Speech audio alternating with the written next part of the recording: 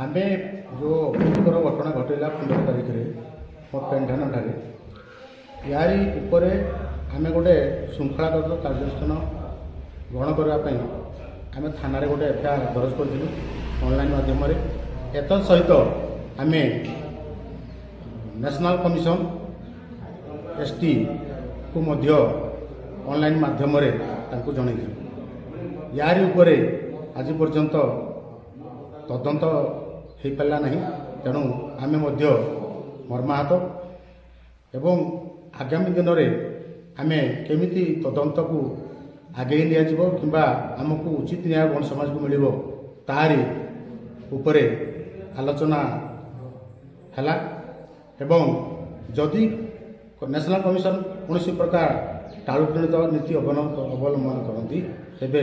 निश्चित भाव में आम पुणी उपजिलापाल माध्यम आम दाबी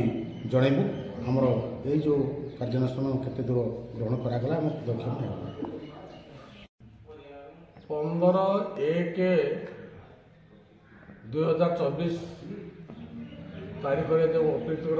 घटना घटी से टाइम आम जो व्यक्ति माने ये घटना घटे विरुद्ध में आम समाज आम गोटे लिखित एफआईआर ऑनलाइन माध्यम ठाकुर थाना देती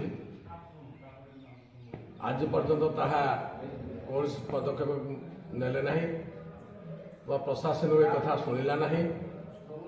तेणु आगामी दिन में जो यहाँ न शुणा जाए किसी आलोचना न करा न जाए ताले आम रास्ता को ओह्लैबू बाध्य आईन कानून पर आमर